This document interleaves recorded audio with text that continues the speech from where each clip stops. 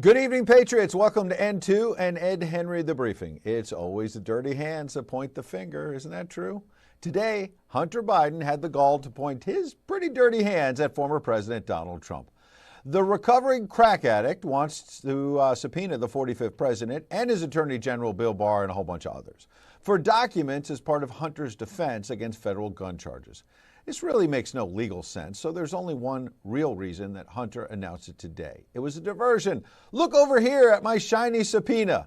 Because let's face it, Hunter's daddy, Joe, was meeting with the guy you might call the president's daddy, President Xi of China, who seems to hold all the cards at this one-day summit because of all that communist cash that Hunter and the Biden family raked in on various business deals, along with Joe's brother, James, and a myriad of other Biden relatives who were in on the grift from countries like Romania and Russia, Ukraine, and yes, China, despite Joe's promise to the American people in the 2020 presidential debates. Watch. I have not taken a penny from any foreign source ever in my life. We learned that this president paid 50 times the tax in China, has a secret bank account with China, does business in China, and in fact is talking about me taking money. I have not taken a single penny from any country whatsoever, ever. Oh, oops, he did it again. Another lie, which helps explain why Hunter maybe was trying to distract a little attention away from all those business deals he engineered in China, which has led Republican James Comer to charge the president is now compromised. Remember that 2017 email spelling out a big deal in China that would net 20% for H, as in Hunter, and 10% for the big guy, as in his daddy, the former vice president at the time. You can see them together there. Comer has also uncovered two checks totaling about $240,000 that traveled from a Chinese energy company to Hunter onto James Biden, the brother, and then they were sent to Joe as repayment on a loan that was never really disclosed, with terms the White House is now refusing to share with James Comer. Then there's the question of priorities. Mr. Biden has been seen as weak on the world stage ever since his abrupt pullout of Afghanistan 2 summers ago, which left 13 American service members dead. On to his decision to free up $6 billion for Iran right on the eve of the October 7th terror attack in Israel, which was carried out by the Iran-backed terror group Hamas. You following this? On to yesterday, when he teed up this summit in San Francisco by declaring his focus is not really about the potential for World War III. Instead, it's something else. Watch. The devastating toll of climate change and its existential threat to all of us, and is the ultimate threat to humanity, climate change. So he's off on everything from the priorities, climate change, to the profits his family reaped from his public service. No wonder why Hunter tried to blame former President Trump for his problems with that subpoena today. It's always the dirty hands that point the fingers. So let's check in on that summit, what was accomplished, what was not accomplished.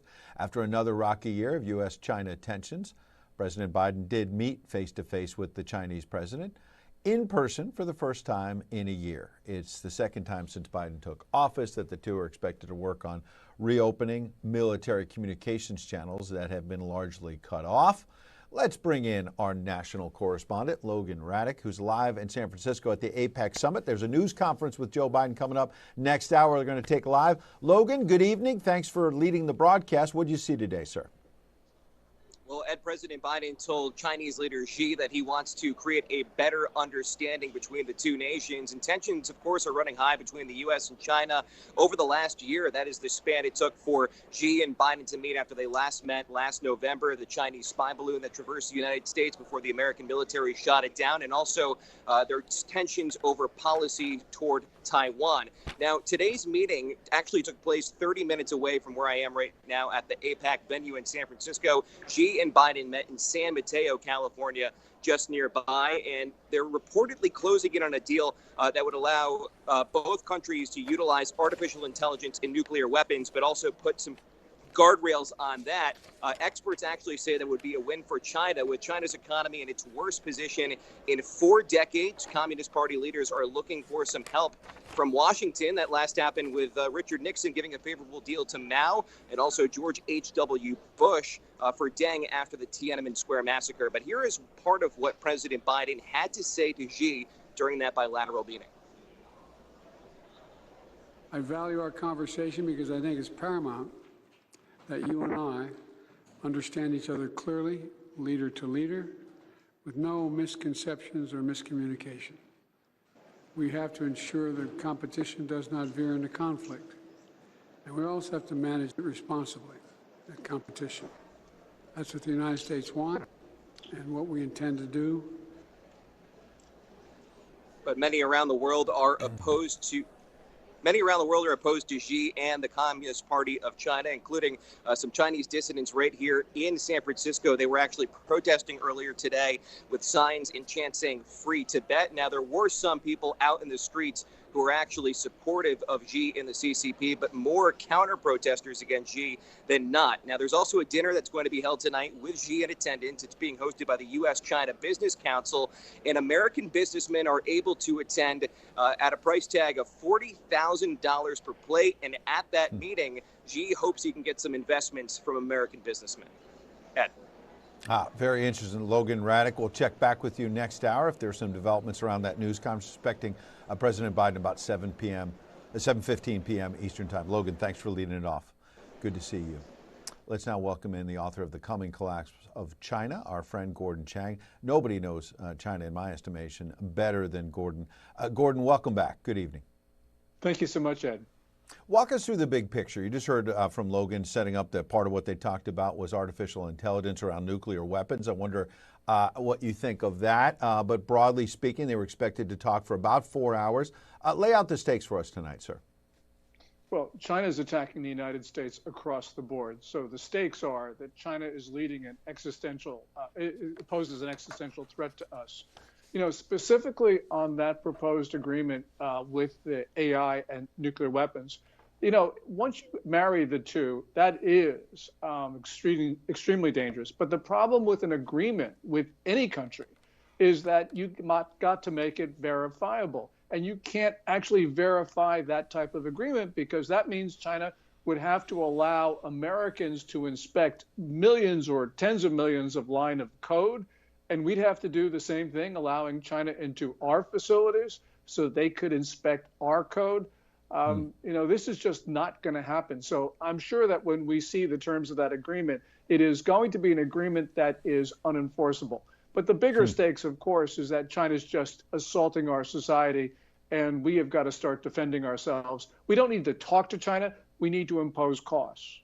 Yeah, no doubt. Attacking us with fentanyl, first of all. They're claiming there might be some reduction in the production of fentanyl in China. I wonder if you could fact check that for us. We're going to dig deep next hour with our border correspondent on that as well. And they say another deliverable might be better military communications. But I wonder if, like the AI that you just pointed out, can we really trust that China is going to open up military communications with us? And can we trust that they're going to reduce the production of fentanyl that's killing our children and grandchildren?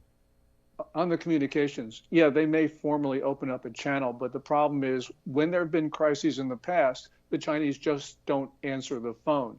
And they don't answer the phone because they've got to decide what to do and what their position is. And that has to be done at the top of the Communist Party, which means that there are layers that go from, for instance, Xi Jinping down to the person who talks to our military officers. So that essentially is worthless. You know, with regard to fentanyl, we've got to understand that it is not Chinese criminal gangs that we have to worry about. We've got to worry about Xi Jinping. Xi Jinping runs a near total surveillance state. That means these large fentanyl gangs can't operate without the approval of the Communist Party. Chinese diplomats provide cover to them. Chinese state banks launder the proceeds of fentanyl sales. And Chinese officials inspect every container that leaves China. So the conclusion is inescapable. If we want to get to the fentanyl problem, we need to arrest Xi Jinping. You know, talking to China, that doesn't work. We tried that in the Trump administration. The Chinese just dishonored their agreement with us. Yeah, you know, as I go through the list, and you just ran through it so well, on fentanyl, we'd have to go arrest President Xi. Not going to happen, as you say. Artificial intelligence, we're never going to get to the code. Military communications, they're not even going to answer the phone sometimes. What's the point of the summit? The point is, from China's viewpoint, is that they get to delay us from imposing those costs that we absolutely need to do. Because we always say, well, if we impose those costs, China is going to huff and puff and they're going to get angry and they won't talk to us. Now, we have talked intensively with China for 3 decades. It has created this disastrous situation. I know talking sounds responsible. It sounds like it should work, but it in fact hasn't. So we got to try something new. And unfortunately, we have a political class that always goes back to the same old things that never worked. Yeah. Speaking of politics, one more before we hit a break. We'll get you on the other side about COVID-19 and the lack of a real investigation in the intelligence community and all that.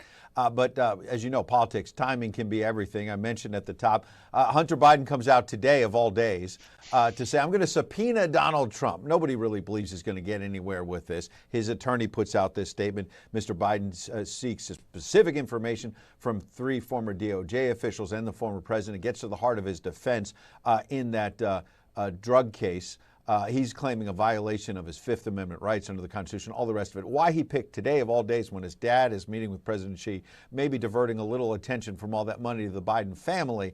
But this does come with the backdrop of James Comer continuing to subpoena Hunter Biden and other family people, including about his artwork that was bought by people in China, and raises questions about whether the Bidens are in President Xi's pocket. What do you think about that backdrop? Well, we don't have to speculate, because in March, a spokesperson for Hunter Biden's legal team said that the Biden family received, all of this money from Chinese sources as, quote, good faith seed funds. That's an admission of corruption, Ed, because in those circumstances, no business partner would pay good faith seed funds in those circumstances. So, yeah, effectively, Hunter Biden admitted that he is corrupt. And, James Comer, his committee is going to find more and more evidence. And as this time progresses, it's going to be clear that China bribed the president of the United States. That's pretty chilling, pretty direct. And it sounds like you're right.